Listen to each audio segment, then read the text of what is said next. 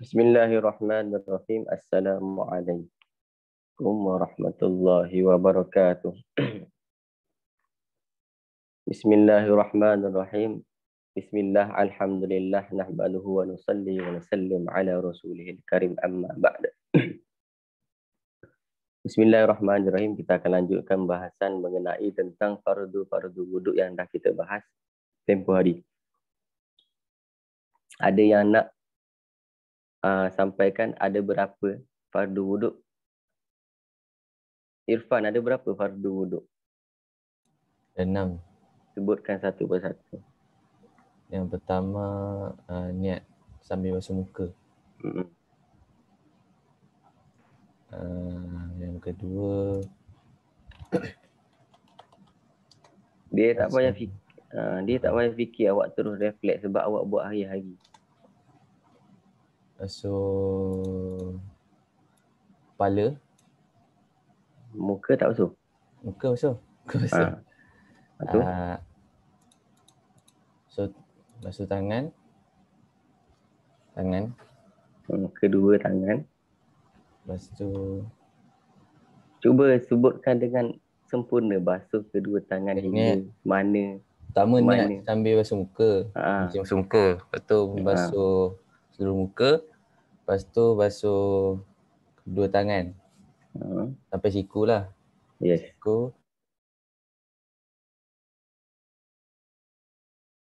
Sebahagian kepala. Lepas tu basuh kaki. Kaki kiri, kaki kanan. Lepas tu tertip. Telinga tak basuh ke? Telinga. Kenapa awak tak basuh telinga? Kenapa awak tak basuh telinga? Kan awak ada telinga. Kenapa tak basuh? Alang-alang basuh muka, basuh kepala, kenapa ni telinga tinggal? Sekali ya Ustaz. Macam mana? Makin suruh tanya tak nak tanya. Sekarang saya tanya, tak pula nak jawab. Okey. Jadi membasuh kedua telinga itu sunnah. Faham? Jadi kita kena tahu definisi sunnah. Apakah definisi sunnah? Siapa boleh jawab? Yang simple saja. Siapa nak jawab? Banyak. Saya akan masuk soalan dalam Kahoot minggu ni. Di antara yang saya dah tanya, saya akan ulang dekat dalam Kahoot. Nabil, apakah itu sunnah? Termasuk orang yang selalu ambil manfaat ilmu daripada saya ni, Nabil Zakaria. Selalu tanya. Apa Nabil? Apa definisi sunnah?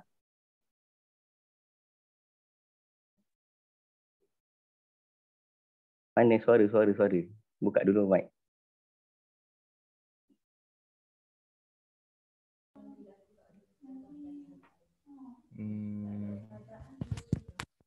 Sunnah, ya.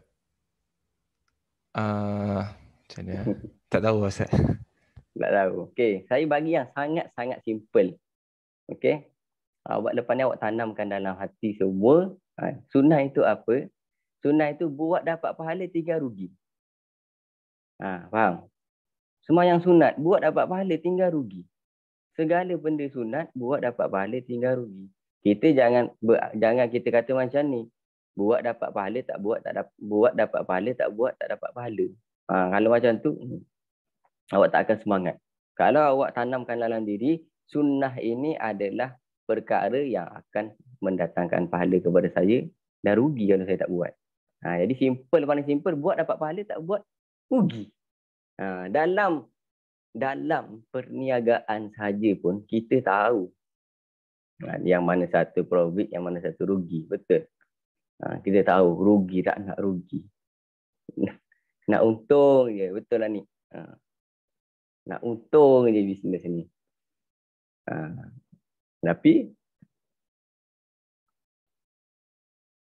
perniagaan apa yang paling beruntung? Dalam Quran ada Allah kata, ala adullukum ala tijaratin tunjikum min azabin alim. Nanti. Jadi perniagaan yang paling menguntungkan ini adalah perniagaan akhirat.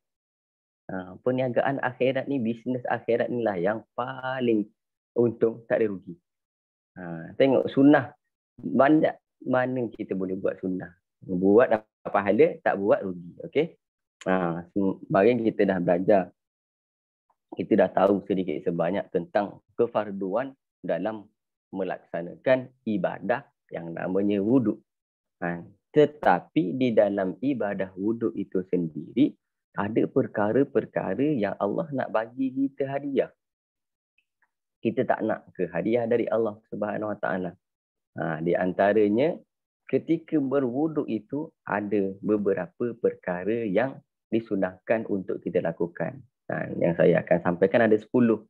Dalam kitab ni pun diterangkan ada 10. Yang pertama adalah apa? Ada yang tahu? Sekarang sesi banyak bertanya.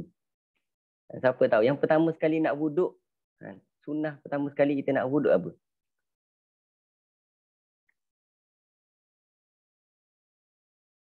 Siapa nak jawab? Dengan ikhlas hati. Dia semangat nak jawab ni soalan. Tak perlukan lima apa? Yes. Haida. Bismillah. Sebab apa? Minggu lepas saya pernah bagi tahu ada satu hadis Nabi SAW. Setiap perkara yang mana memiliki kebaikan, jikalau tidak dimulakan dengan Bismillah, maka dia akan aqta', akan terputus daripada keberkatan. Maka jangan sampai lupa untuk wuduk, untuk buat perkara yang baik. Jangan sampai lupa untuk baca Bismillah. Yang pertama, sunnah di dalam wuduk adalah membaca Bismillah. Yang kedua,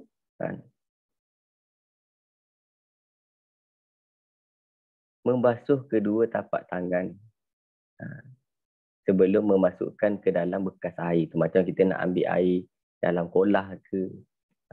Kalau pakai apa nama dia, pakai kepala paip pun disunahkan untuk membasuh tangan. Yang ketiga adalah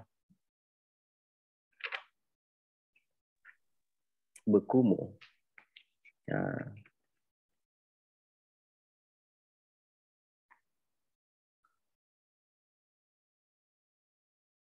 Yang keempat, istinsyak. Tahu istinsyak? Pernah dengar? Memasukkan air ke dalam hidung. Macam ni. Faham? Masukkan air dalam hidung. Kalau yang rada penyakit resdung tu, di antara ubat dia lah. Pengalaman saya sendiri, kalau tengah sakit hidung, buat macam tu. Tetapi jangan buat masa puasa. Kemudian selepas memasukkan air ke dalam hidung, mengusap seluruh kepala. Fardu dia mengusap sebahagian kepala. Sunnah dia mengusap sebahagian kepala. Next, mengusap kedua telinga, luar dan dalam dengan air yang baru. Faham air yang baru? Ini disunahkan. Luar ni telinga luar, ni telinga dalam. Yang letak earphone tu, tu telinga dalam, ni telinga luar. Kemudian menyikat janggut yang tebal dengan jari, kalau bagi yang ada. Kalau baik lelaki, baik ini untuk disunahkan menyikat janggut yang tebal dari luar tu bagi lelaki. Kalau bagi wanita tu wajib. Kalau wanita dia ada janggut tipis ke tebal, dia wajib untuk sampaikan air di janggut dia. Pernah nampak perempuan ada janggut? Wallahu alam. Kemudian membasuh, ni orang panggil apa? Jari-jari tengah-tengah ni. Sela-sela jari. Sela-sela jari kaki. Tangan dan kaki.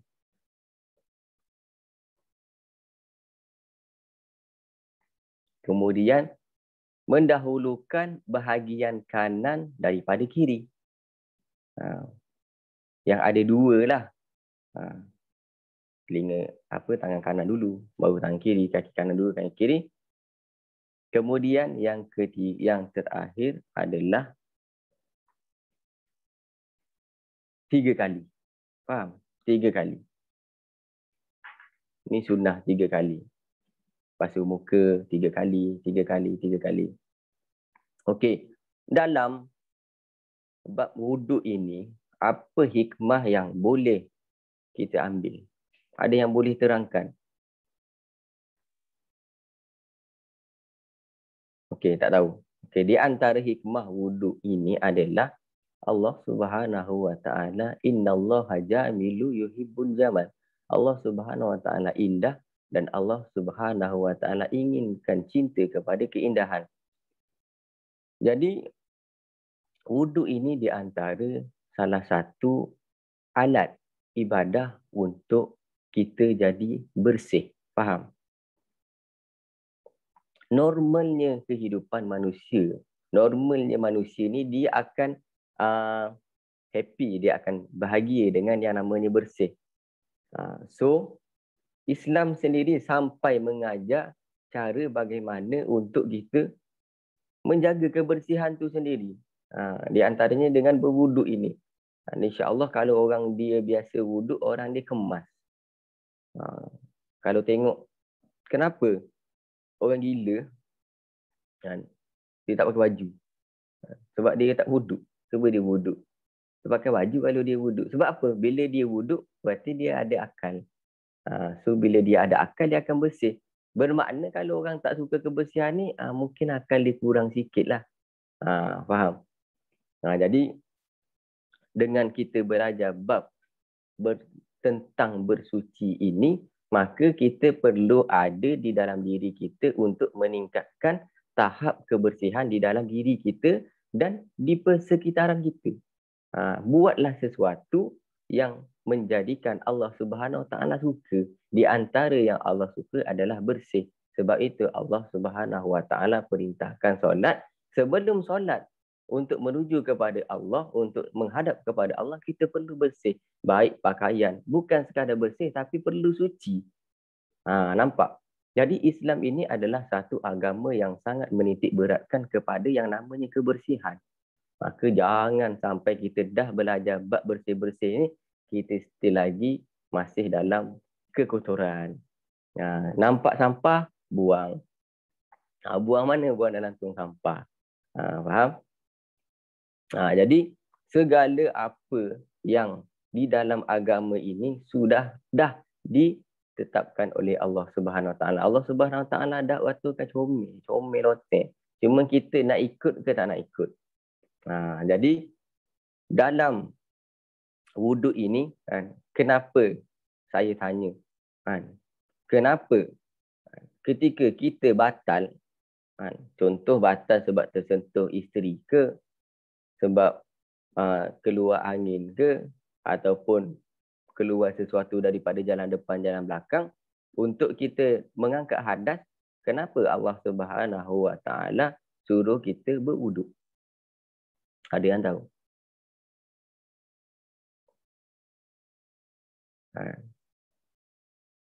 Contoh, Irfan dia buang angin. Kenapa dia tak basuh je? Kenapa dia kena ambil wuduk, kena basuh muka? Nampak? Keluar angin daripada bahagian belakang, tapi kenapa nak kena basuh muka? Nampak tak? Jadi, di dalam agama ini, Allah Subhanahu Wa Taala suruh kita taat. Ati'ullaha wa ati'ur rasul wa ulil amri minkum. Taat kepada Allah, taat kepada Rasul, wa ulil amri minkum, dan taat kepada pemimpin kamu. Faham? Tetapi macam mana cara untuk taat kepada pemimpin? Taat kepada pemimpin selagi mana pemimpin anda tidak menyuruh anda kepada bermaksiat. Kita tak boleh kata taat kepada pemimpin selagi mana pemimpin taat kepada Allah dan Rasul. Bukan. Ada sebahagian orang, mungkin kalau pernah tengok pendakwah-pendakwah muda yang baru buat YouTube, kadang tengok, kadang kita sedih tengok. Maka hati-hati dalam untuk melihat apa nama dia dalam YouTube tu. Di antara yang baru naik, saya tengok Aiman Bana. Tu hati-hati. Aiman Bana ni dia pelik sikit. Saya sebut nama dekat sini sebab apa? Sebab dia melakukan sesuatu perkara yang di muka umum. Jadi saya tegur dia di muka umum juga. Okey, hati-hati sebab di antara tanda-tanda yang Allah Subhanahu wa taala akan tunjukkan di akhir zaman ini apabila seseorang ni dia bebas untuk berkata-kata. Kalau ulama-ulama dulu dia semua akan mengatakan inna ma'ana nakil. Saya menukilkan perkataan saya daripada ulama ini. Bukan menurut pendapat saya. Menurut pendapat saya bukan seperti itu. Ini tidak beradab terhadap ilmu itu sendiri. Tidak beradab tentang apa yang datang dari baginda Nabi SAW. Maka kita kena faham kenapa ketika berwuduk itu Allah Subhanahu wa taala kalau kita batal wuduk, contoh kasar sikit bahasa dia kentut, kenapa wuduk? Kenapa tak basuh dekat situ? Di sinilah Allah Subhanahu wa taala ajar kita untuk ada sifat taat dalam diri kita.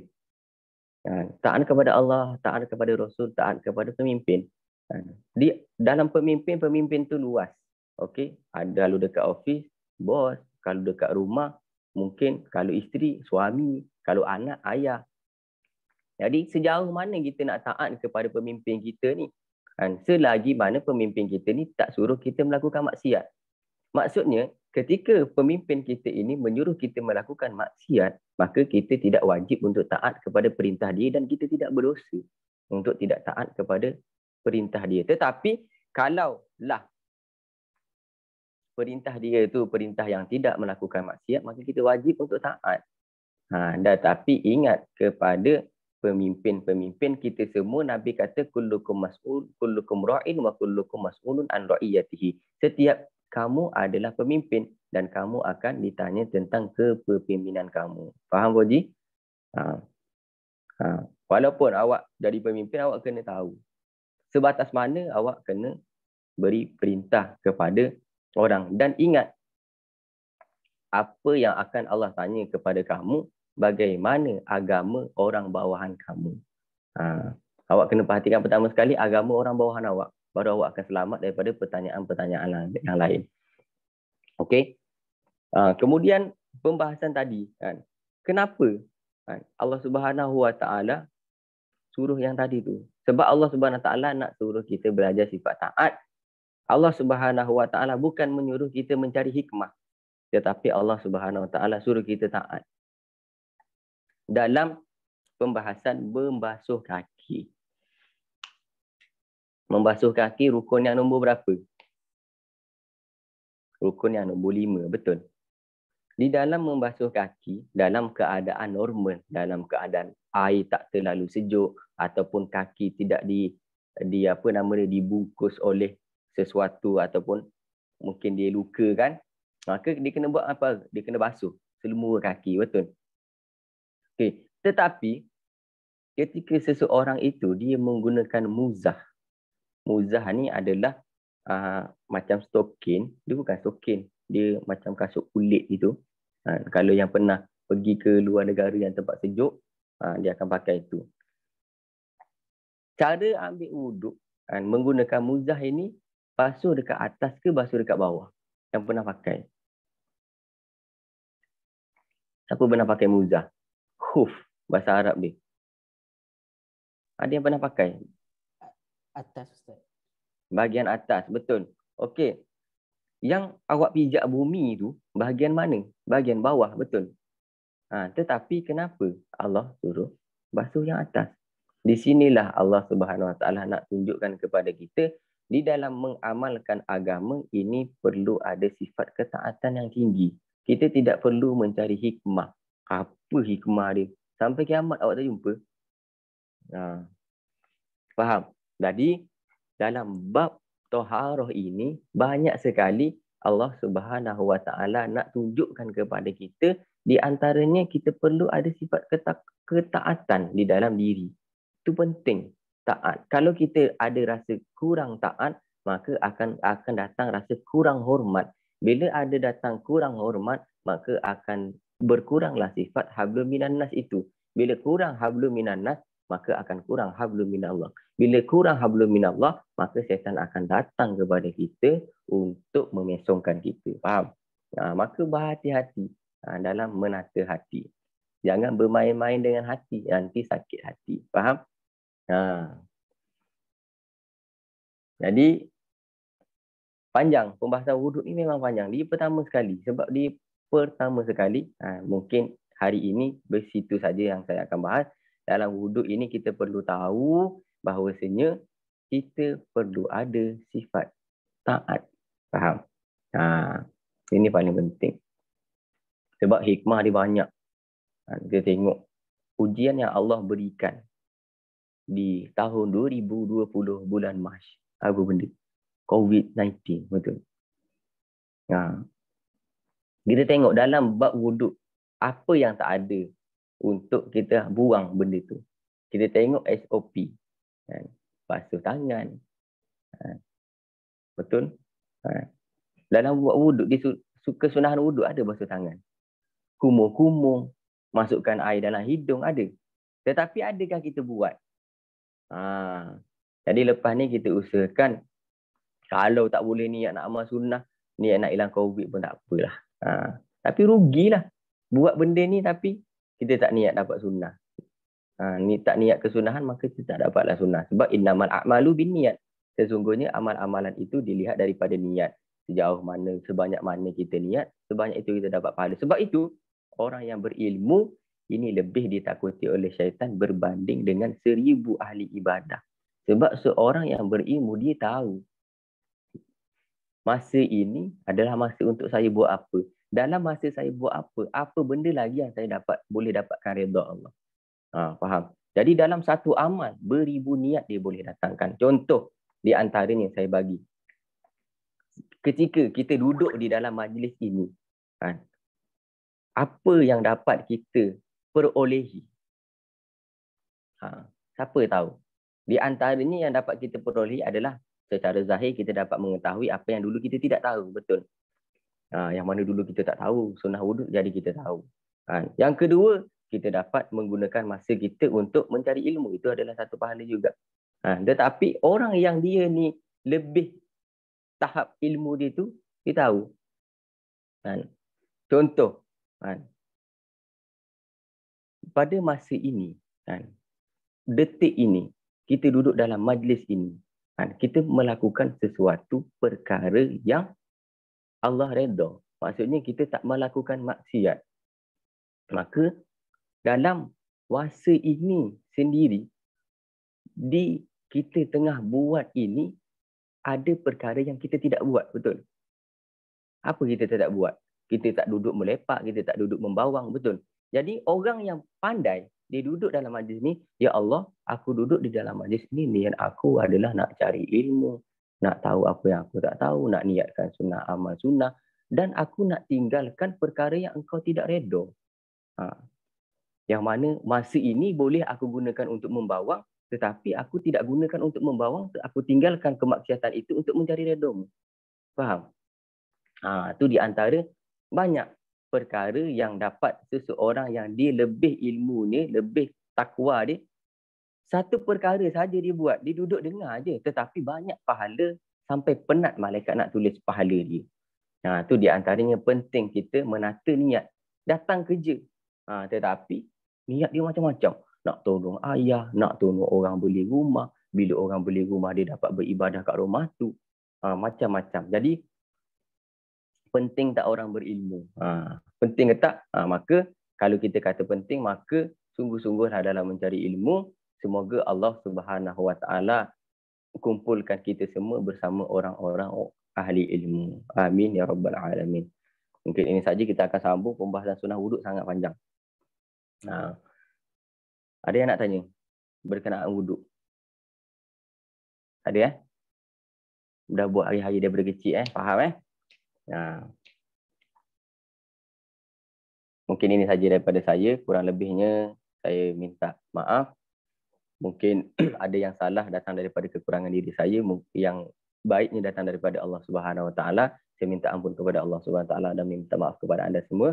Wabillahi taufiq wal hidayah. Assalamualaikum warahmatullahi wabarakatuh.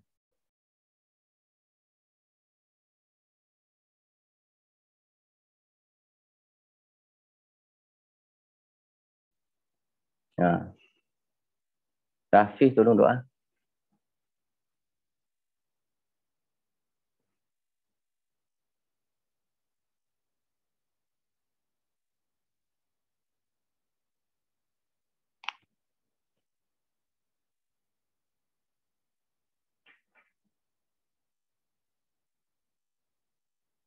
Tak ada mic ke?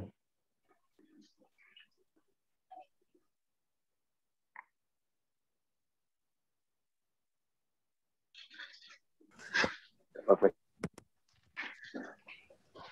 Maulaya salli wa sallim daiman abada ala habibika khairil khalqi huwa habibul ladzi turja syafa'atuhu li kulli hauli minal af'ali muftahim. Ya Rabbi bil Mustafa bali maqasidana ighfir lana ma madaya wasi'al karami ya arhamar rahimin ya arhamar rahimin ya arhamar rahimin farijalal muslimin.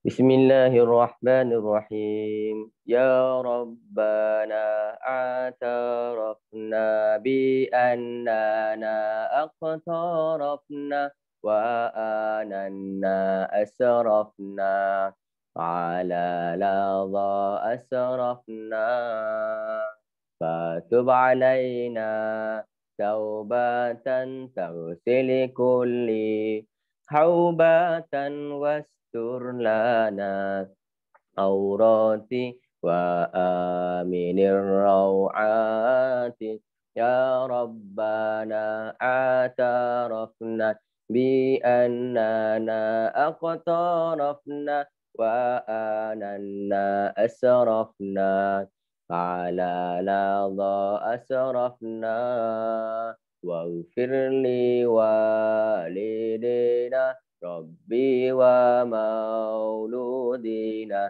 wal ali wal ikhwani sairil khillali ya Rabbana a'tarafna bi annana aqtarafna wa ananna asrafna ala ladha asrafna fadlan wa judan manna la biktisabi minna il Mustafa Rasulih nahda bi kulli sulim.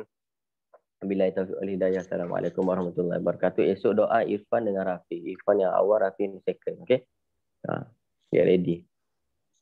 Baik. Waalaikumsalam warahmatullahi wabarakatuh. Terima kasih Al-Fadil Ustaz Falah. So, sama-sama kita bangkitkan semangat pagi kita dengan laungan pagi. Okay? 3, 2, 1. Pagi! Pagi! Alhamdulillah, syukur. Okay, sebelum penutup ni, terima kasih nak sekali lagi diucapkan kepada Nabi Zakaria dan Ain.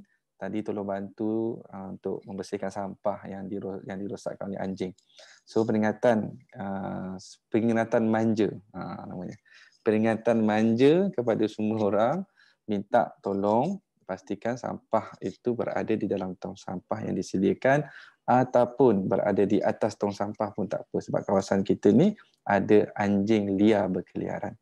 Kalau tolong nampak, mungkin kawan terlupa letak dekat bawah, kita nampak, kita ambil, kita letakkan ke atas. InsyaAllah kita sama-sama jaga kebersihan supaya Allah redha, Allah suka. Kawasan kita penuh dengan aktiviti-aktiviti yang mana Allah suka, insyaAllah. Okey? Boleh? Terima kasih. Kita jumpa lagi pada sesi tazkirah pagi pada esok pagi, insyaAllah. Wabillahi taufiq wa hidayah. Wassalamualaikum warahmatullahi wabarakatuh. Peringatan untuk semua, tolong doakan untuk sahabat kita di Palestin, jangan lupakan walaupun dah habis gencatan senjata tapi mereka masih lagi memerlukan sokongan doa kita, dan kalau ada kemampuan kewangan salurkan, insya-Allah. Wabillahi taufiq wa hidayah. Wassalamualaikum warahmatullahi wabarakatuh. Selamat bekerja.